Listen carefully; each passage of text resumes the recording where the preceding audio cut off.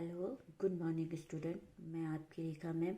आज मैं आपको भूगोल में पाठ 9 प्राकृतिक प्रदेश एवं जनजीवन फर्स्ट के विषय में पढ़ाऊंगी, जिसमें आपका सबसे पहले आता है शीतोष्ण घास के प्रदेश। आप जानते हैं कि पूरी पृथ्वी को दो भागों में उत्तरी गोलार्ध और दक्षिण हिस्सों में बांटा है। तो उत्तरी गोलार्ध में टेंगा प्रदेश की दक्षिण में घास के मैदान पाए जाते हैं। शीतोष्ण घास प्रदेश कहा जाता है। शीतोष्ण घास प्रदेश और टेंगा प्रदेश दोनों में 25 से 50 सेंटीमीटर तक वर्षा होती है, लेकिन शीतोष्ण घास प्रदेश में सघन घास होती है और टेंगा प्रदेश में सघन वृक्ष पाए जाते हैं। यानी दोनों क्षेत्रों में, शीतोष्ण घास प्रदेशों और टेंगा प्रदेशों दोनों क्षेत्रों में 25 से 50 सेंटीमीटर वर्षा होती है, लेकिन शीतोष्ण घास प्रदेश में जो है सघन घास, या सघन माने घनी घास होती है, जबकि टेंगा प्रदेश में सघन वृक्ष पाए जाते हैं। इसका मुख्य कारण है कि दक्षिणी घास क्षेत्र में गर्मी अधिक पड़ती है, पानी भाप बनकर उड़ जाता है और पेड़ों के लायक मिट्टी में नमी नहीं रहती है। आप सभी जानते हैं कि वृक्षों को बढ़ने के लिए नमी, ताप दोनों की आवश्यकता रहती है।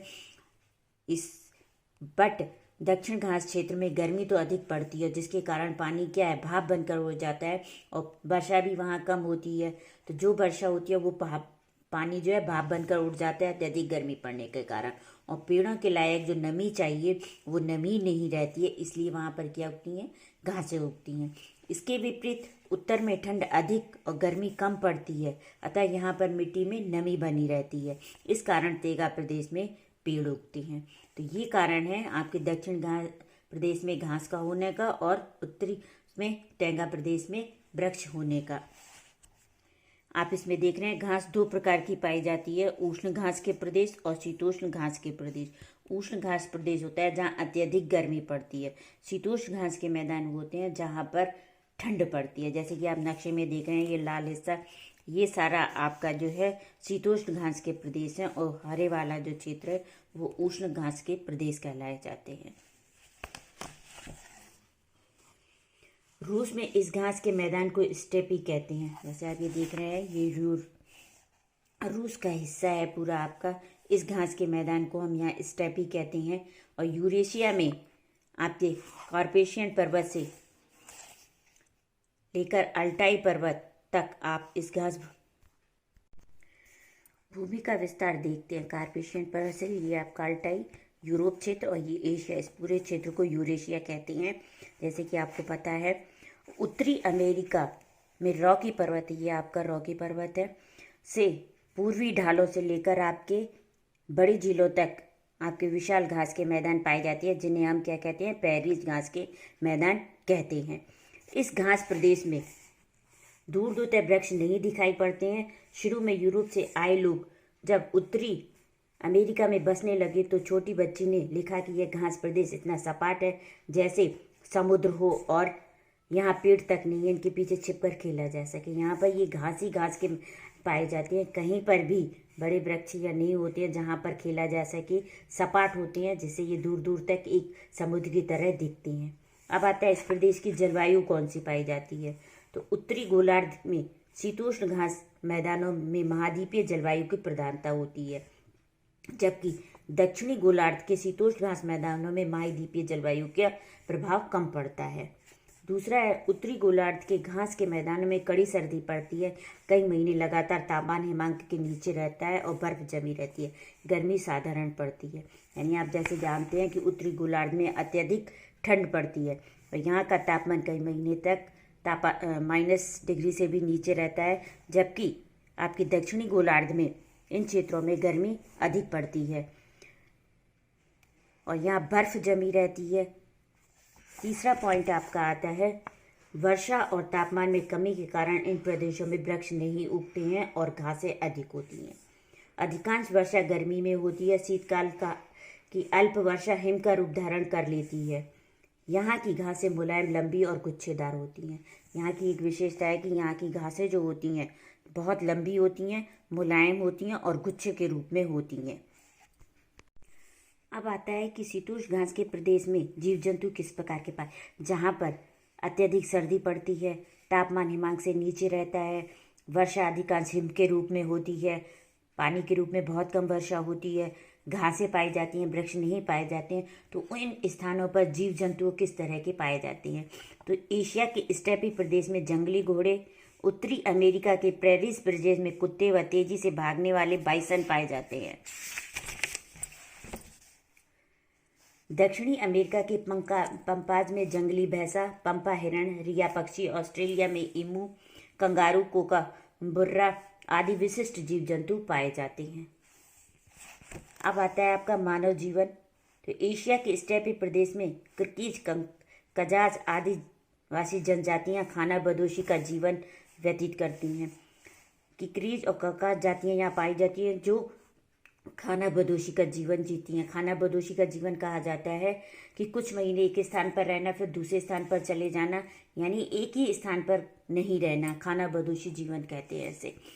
परंतु पिछले कुछ दशकों में इनकी दुनिया में बड़ी परिवर्तन हुए हैं।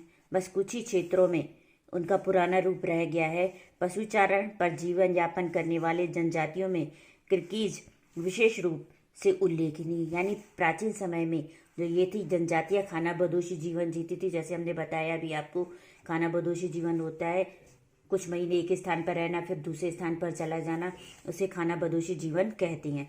लेकिन कुछ आधुनिक युग में इनके जीवन में परिवर्तन आया है और पशुचारण पर जीवन करने वाली किर्गिज जाति जो है, इन्होंने उल्लेखनीय रूप से तरक्की की है।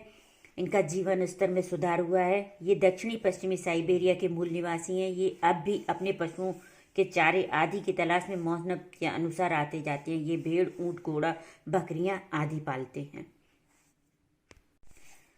उत्तरी अमेरिका के आदिवासी लोग पहले प्रेरीज प्रदेश में चरने वाले बाइसन, गाय बैल को हाँक कर रास्ते में चोरों से बचाकर मांस के लिए शहरों तक पहुंचाते। जो लोग ये जोखिम भरा धंधा करते थे उन्हें काउबॉय कहा जाता है। अभी हमने ऊपर आपको बताया था जीव जंतुओं के विषय में कि उत्तरी अमेरिका में तेजी से भागने कुत्ते और बाइसन पाए जाते हैं। ये बाइसन गाय भैंसों को बोलते हैं और इनको चोरों से बचाकर एक स्थान पर दूसरे स्थान पर पहुंचाने का जो कार्य करते थे जोखिम भरा, वो काउबॉय कहलाए जाती थी।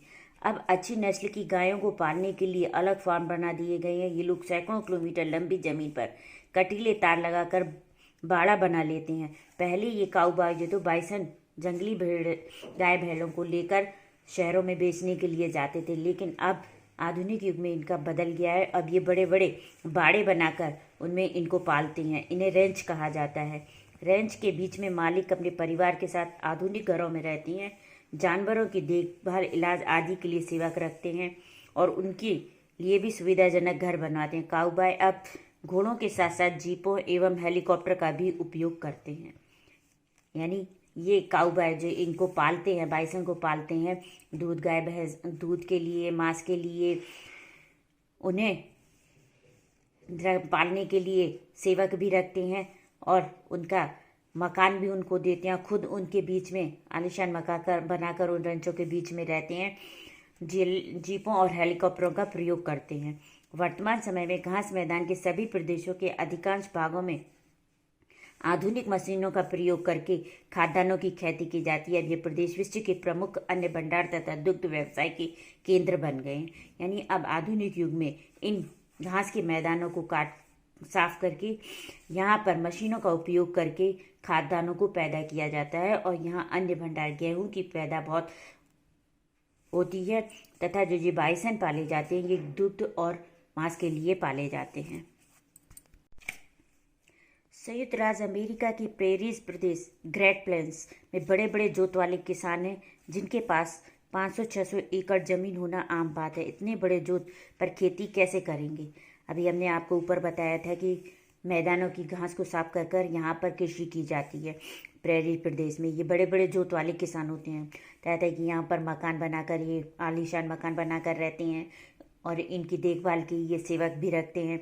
तो बड़े बड़े जोत वाले किसान रहते हैं जिनके पास 500-600 एकड़ होना आम बात है और इस 500-600 एकड़ पर ये कंटिन्यू खेती करते हैं। हमने कई किलोमीटर तक गेहूं की, कहीं कई किलोमीटर तक मक्का की खेती की जाती है, कहीं टमाटर पर, तो कहीं किलोमीटर तक कपास, तंबाकू व सोयाबीन की कृषि की जाती है। यानी अगर देखने पर कई सौ किलोमीटर तक एक ही प्रकार की खेती दिखाई देती है और ये खेती ये लोग आधुनिक तरीकों से करते हैं। संयुक्त राज्य अमेरिका में सभी फार्म मालिक अधिकाधिक मशीनों का प्रयोग करते हैं। यहाँ tractor, labeller, thresher, harvester, combine जैसी मशीनों से खेती का सारा काम किया जाता है।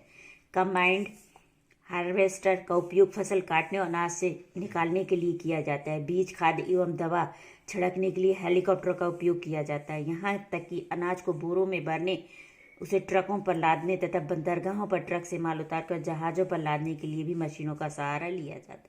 यानी बोने से लेकर बंदरगाह तक ले जाने के लिए मशीनों का प्रयोग किया जाता है। तो यहाँ अत्यधिक आधुनिक तरीकों से खेती की जाती है। आज के लिए बच्चों इतना। बाय।